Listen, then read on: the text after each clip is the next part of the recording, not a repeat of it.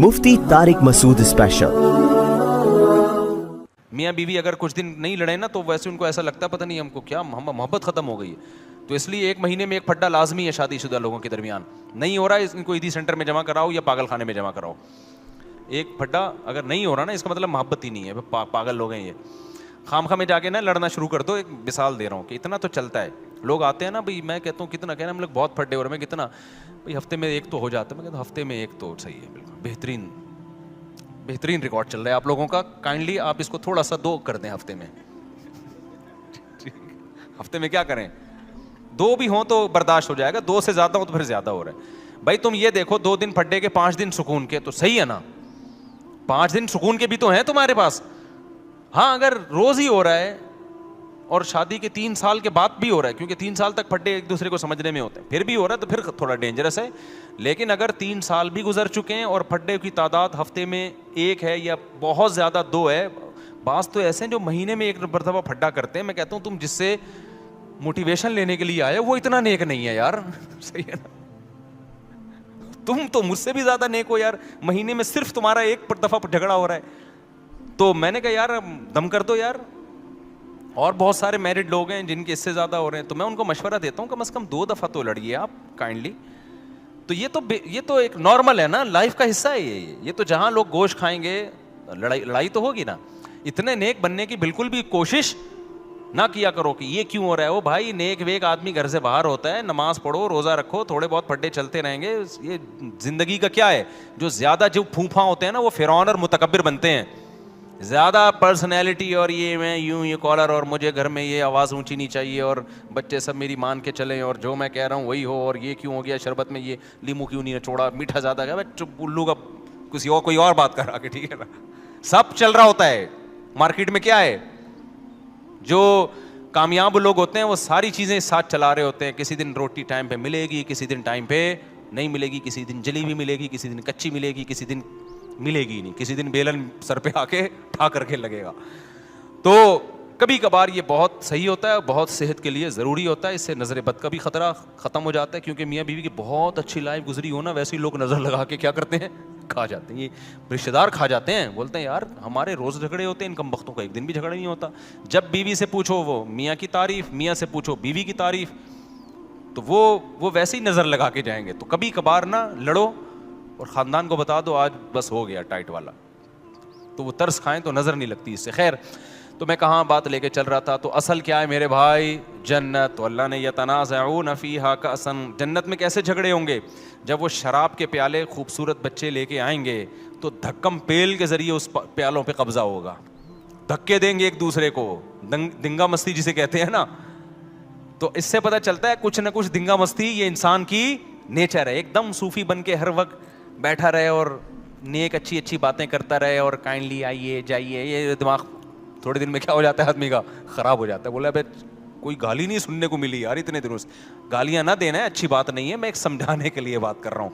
तो अल्लाह ने सारे ऐश व इशरत का जन्नत में इंतज़ाम किया है। तो मेरे भाई अल्लाह ताला फरमाते हैं हमारे नेक बंदे रातों को उठ के अल्लाह के सामने खड़े होते हैं और कहते हैं रब्बना सरिफ अन्ना अज़ाब जहन्नम, ऐ अल्लाह उस आग का जिसका तूने अपनी किताब में तज़किरा किया है उस आग को हमसे दूर कर दे। ऐसे उन गुनाहों से हमें बचा ले जिनकी वजह से हम जहन्नम में जाते हैं, और ऐ अल्लाह हमें उस जन्नत का वारिस बना दे। यदऊन रब्बहुम खौफन व तमा, खौफ से और जन्नत की लालच में अल्लाह को पुकारते हैं। तो आज से अपना सबसे बड़ा हदफ ये बनाओ कि हमें मौत के बाद जन्नत चाहिए और जहन्नम से दूरी चाहिए। सबसे ज़्यादा अपनी दुआओं में इसको मांगा करो, और जन्नत वाले अमाल भी। ये नहीं मांगा करो कि अल्लाह बुराई ना छूटे जन्नत में चला जाऊँ, ये उलमा कहते हैं किस्म का कुफ्र है ये।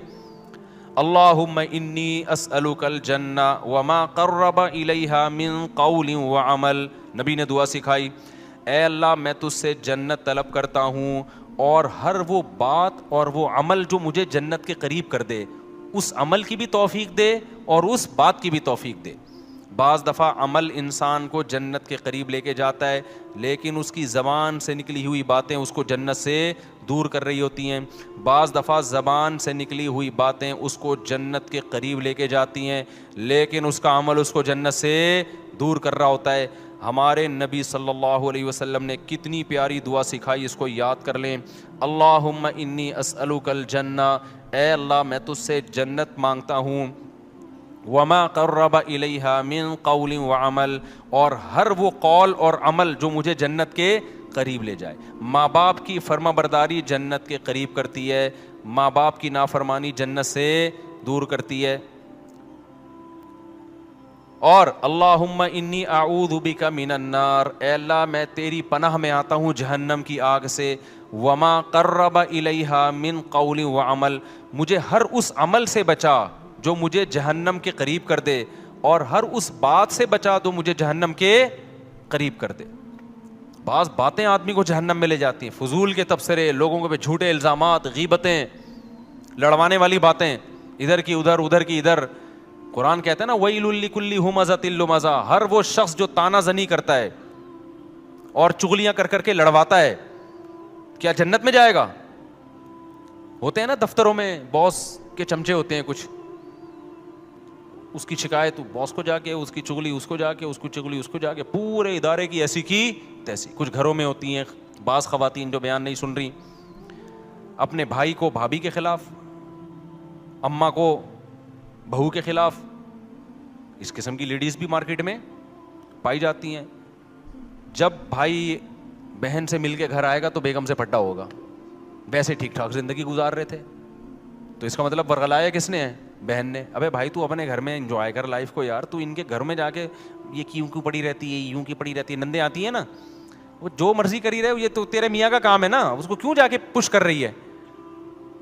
سست ہونا اتنا برا نہیں ہے جتنا میاں بیوی میں آپس میں لڑائی ہونا برا ہے. بھائی کوشش کرو یار, جیسے تیسے لوگ برداشت کر رہے ہیں تو دعائیں دو. ماشاء اللہ بھائی صاحب آپ کتنے اچھے ہیں, آپ کی بیگم ایک ذرا بھی کام نہیں کرتی, مگر آپ پھر بھی الحمدللہ اس سے بہت زیادہ محبت کرتے ہیں, برداشت کرتے ہیں. تو اللہ کرے آپ کو بھی ایسے ہی داماد بھی ایسا ہی ملے, یہ ہونا چاہیے نا.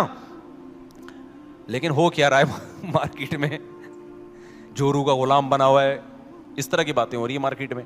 تو خیر اب مارکیٹ میں تو پتہ نہیں کیا کیا ہو رہا ہے. بے روزگاری ہے, بیگم نہیں ملی صحیح, آڑی ترچی مل گئی, ملی ہی نہیں اس کو, اتنی مل گئی ہمیں ایک بھی نہیں ملی. اور جس کو ملی ہیں وہ بھی اللہ کا شکر ادا کرے.